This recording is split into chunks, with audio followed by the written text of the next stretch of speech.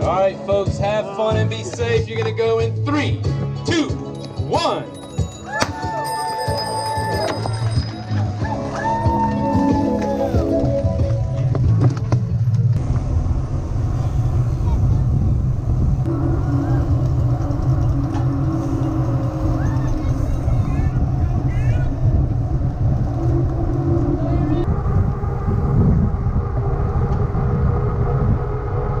Welcome to another bike race where I do a voiceover and talk about the event. So this is the 2018 Off-Road Assault on Mount Mitchell, otherwise known as ORAMM. There were about 400 riders who started the race. We're going around a gate here. So this is Old US 70, and this is a road that obviously is not really used by cars anymore. It's just for hiking, biking, whatever. It is paved. You can see some older pavement there on the left. The last time I did this race, we did not have this newer blacktop surface on it. It was more of a concrete surface that now has, like I said, a repaved section. This was a fairly mellow climb. I'd say the grade was about 5 to 6%.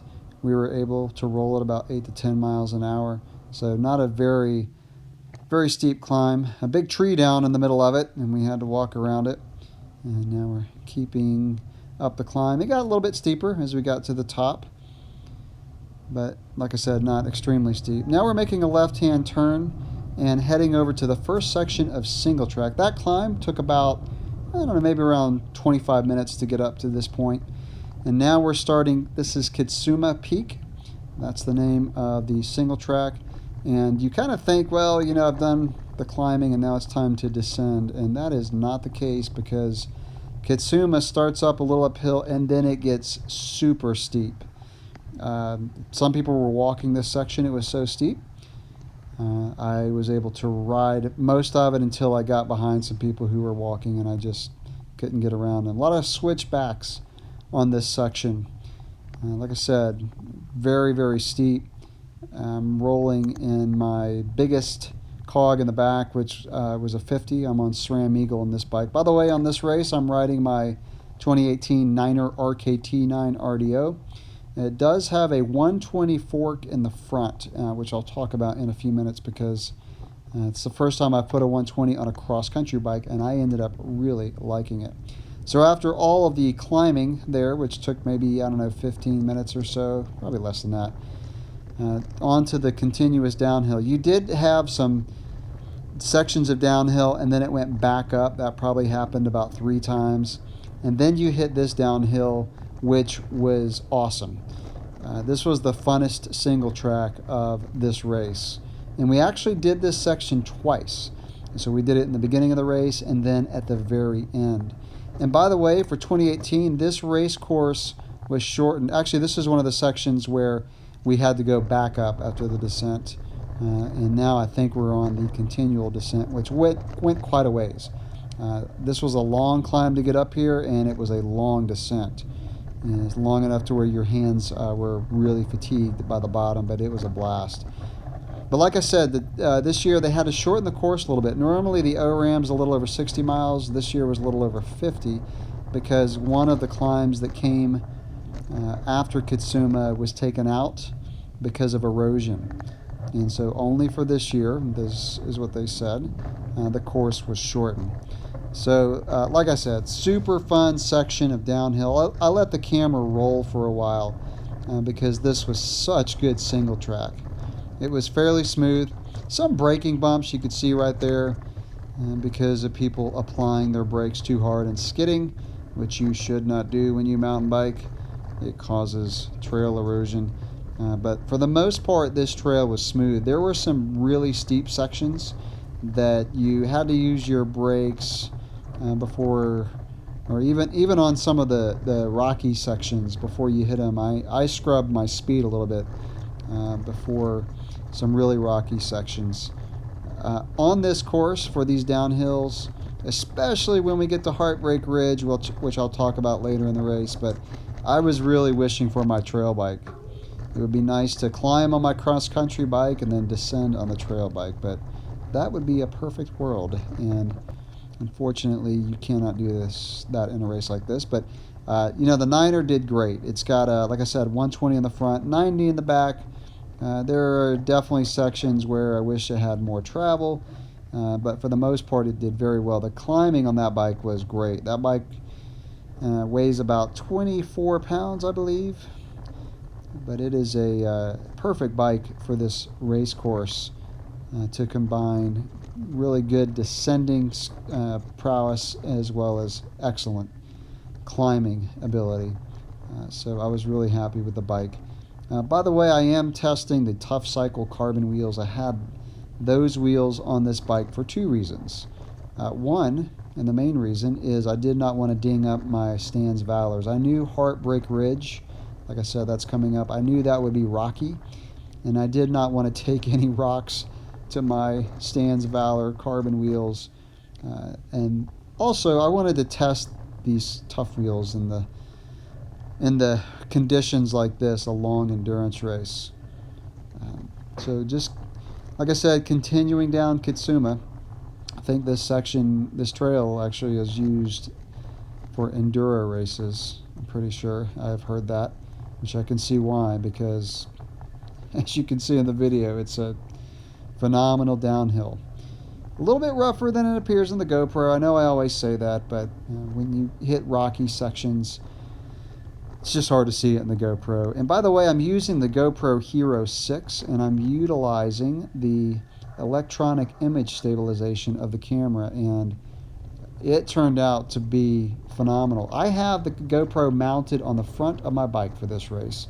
I'm using a K-Edge mount, which proved to be bomb-proof, and it really got put to the test on Heartbreak Ridge.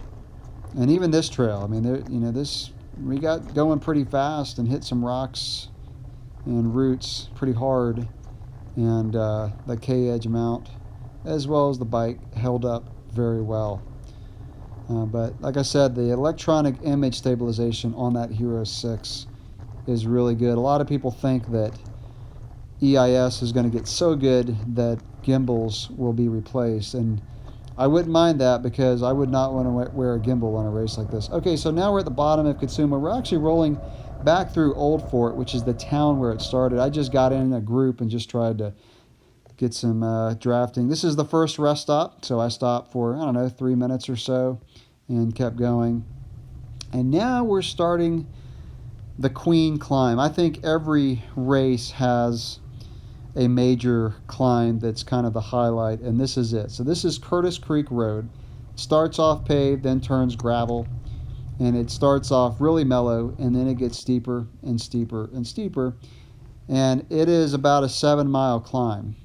And as you can see, we're slowing way down, and we're climbing between 4 and 7 miles an hour probably for most of the steep part.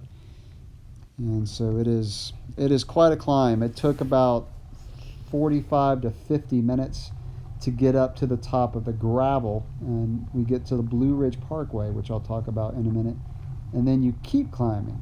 So overall, from the bottom of Curtis Creek to the point where we stopped climbing on the Blue Ridge Parkway was probably an hour and 20 minutes, which is really cool because you don't have to go to France or the West Coast to get long climbs. This is Tim Wisner, a buddy of mine. He actually is a Shimano rep, one of the deranged single-speed riders in this race. Not only single speed, but hardtail, and I would not want to ride a hardtail, and especially would not want to be on a single speed for this race, but he's a super strong rider. Actually stayed in the cabin with us after the race, so I got to hang out with him. Coming up to the next rest stop, this is the Blue Ridge Parkway. And so this is rest stop number 2. I stopped for maybe 5 minutes, got some Endurolights, ate some of my sandwich, and then kept climbing. So we're on the Blue Ridge Parkway, what I think is the most beautiful road in America. And for a Sunday, there was surprisingly little traffic on the Blue Ridge Parkway. Like I said, the Blue Ridge Parkway is gorgeous, a lot of scenic overlooks, as you can see right there. Elevation, a little over 4,100 we're at right now. And there's a lot of tunnels on the Blue Ridge Parkway. We didn't really hit many. Only hit, I think, just one tunnel, which we're coming up to right now. The race website said you had to have lights, and I kind of freaked out because I read that the night before the race. I forgot to bring my lights, but I think they did that for precaution because this was, like I said, the only tunnel. There's some on the Blue Ridge Parkway where you cannot see light when you're in the middle of the tunnel, and those you would definitely need to have lights. But I think by law you're supposed to have lights for the Blue Ridge Parkway, but I forgot. This is a descent on the Blue Ridge Parkway. So we'd climb for a while. Like I said, from the bottom of Curtis Creek to the top of the climb was about an hour and 20 to 25 minutes. So long climb. And as I was saying before, it's nice that you don't have to go to other countries or the West Coast to get a long climb, because this was a long one. It's really nice to get some cool air. It was about, 75, 80 degrees. Really nice coming from Florida. All right, this is where the race gets serious. This is the hike-a-bike section immediately off the Blue Ridge Parkway. We're coming up to Heartbreak Ridge. Brutal hike-a-bike. Lasted for, maybe about 5 minutes, but it was long enough to just zap the legs. I don't like walking my bike. It's even steeper than it looks in the GoPro. Nobody can ride this. I don't care who you are. You cannot ride this unless maybe you can trials up it, but it would wear you out. But nobody is going to be able to pedal a bicycle up this climb, so it is the famous hike-a-bike section of the ORAMM. Continuing up the hike-a-bike, legs are burning. People are starting to cramp here. And now we're starting the descent. This is Heartbreak Ridge, which ended up being a lot more washed out than the last time I rode it 10 or so years ago, maybe even 11 years ago.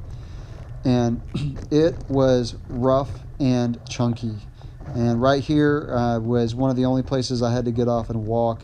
Coming up, I stopped right here. So it's kind of a boulder field that had a lot of just greasy mud on it, and I just did not want to crash this high up on Heartbreak Ridge. I swore last time I did this race that I would kind of use those little grip things to strengthen my forearms because they were burning. And being more washed out this year, more rough, I'm telling you, this was a brutal descent. I mean, you think, oh, right, this is time to have fun on the mountain bike and descend, and it was not the case. I don't know how long this descent lasted. I'm going to guess it was maybe 40 minutes. I could be over exaggerating that. I don't know, but it was brutal, and it was one of those descents I was just wishing would be over with. There were a few fun sections, but just a ton of rocks, especially in the beginning. Saw a guy down at the finish line who had a gash in his shin, and he was actually with me for a while. He hit a root or something and went off the course, gashed his shin with his pedal, and had to go get stitches. It was pretty bad. But just a lot of switchbacks to negotiate, a lot of roots and rocks to negotiate. Not just ride over, but negotiate so you didn't have to go off the trail, because when you have those roots right next to the edge of the trail, sometimes it's hard to keep the wheels on the trail. So we're just continuing on. I saw some riders out here on course, but the race is getting pretty spread out by now. Another little section that some guys were walking. I didn't really have a choice there but to get off the bike. You can see the vegetation is pretty close to the handlebars, so it's a challenging descent. And I actually stopped a couple times on this descent to just kind of stretch my forearms.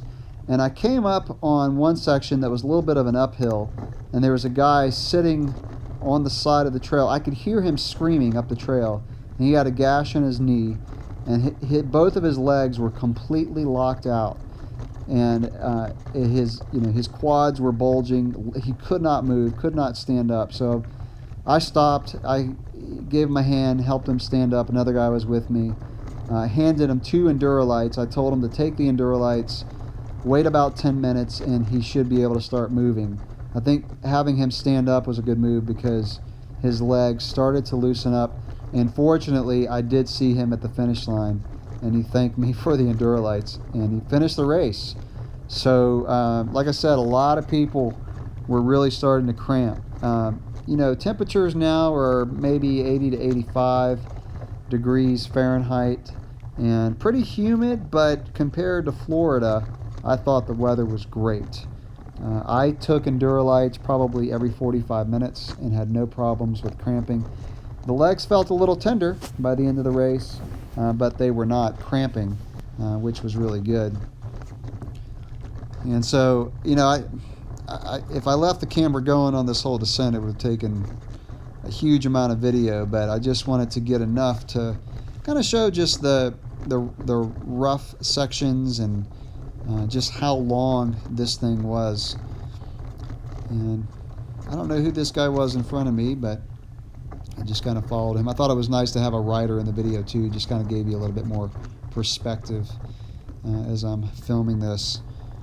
And this was more of a fun section. As you got lower, the rocks became fewer. There were still definitely a lot of rocks on the trail, but you're finally getting able to kind of open it up a little bit and relax. You'd hit some rock sections, but nothing like the top that was just extremely chunky the whole way.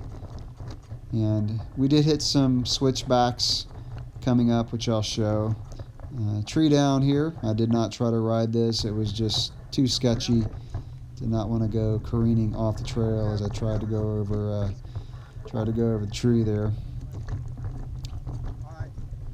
This guy was kind enough to let me come around. Like I said, it's a little more fun here, so starting to enjoy the descent now. Lots of switchbacks. I got a few in the video, but there were some that just came in rapid succession. Only one that I could not make, and the guy behind me said he rides this trail all the time, and he's only made that switchback one time, so that helped me feel a little bit better. I hate not being able to get around a switchback, going up or down a trail.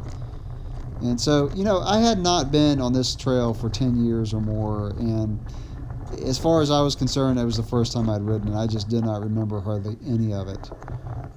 That's the one I didn't make. Oh, frustrating. But like I said, the guy behind me said he rarely makes it, so. Continuing on, and coming up in a little bit is going to be the heckler section. So we're getting near the bottom, and it was just super steep and chunky, and there were a whole crowd of people there just heckling, egging you on to take the line, and I took it and I made it. I don't know how many people walked it, but it was gnarly, and I'm glad I made it, because if I would have fallen, there was a throng of people waiting to heckle me as I didn't make it. So still continuing on, I think we're coming up to that section I was talking about with the hecklers, and more switchbacks. Made that one. Like I said, fun section of Heartbreak Ridge. Was able to just kind of let it go for a little bit and enjoy it. More switchbacks.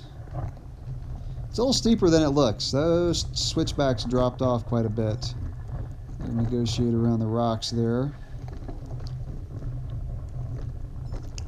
Like I said, beautiful day. No rain on this course, thank God. I would not want to descend this in the rain. Okay, heckler section. A lot steeper than it looks in the GoPro, a lot chunkier. And I had to take the left line, which I thought was a better line, which I'm glad I did, and I had to brake right before I hit the tree. And that's a lot more sketchy than it looks in the GoPro, folks. I'm just saying. Okay, continuing on, almost done with Heartbreak Ridge. And kind of cross a creek at the bottom, which I don't think I got in the video. And then kind of walk over some train tracks. And then come to the last rest stop. There's the creek. Didn't really show it in the video. Okay, final big climb of the day. This was a gravel road. And I went under the train tracks here. This one was not near as long as Curtis Creek. This one was only about 3 or 4 miles and was not quite as steep. Okay, this is the same section I showed earlier. This is Kitsuma. I did not show a lot of this trail because I showed it before. But I was able to ride the whole thing this time. There was a few people walking, but they let me pass. And it was brutally steep. I think my 50 in the back at this point. And just grinding it up. Legs are feeling tender. You know, especially after putting in so many miles before I hit it. Just a few sections of the downhill I'll show again to show how good this downhill was. My hands are burning by now. My forearms are burning. My grip is just puny, and I'm having trouble even gripping the bars and pulling the brakes. Coming to the finish line. And there was a creek crossing. The bridge got washed out a month ago is what I heard, and so we had to cross the creek.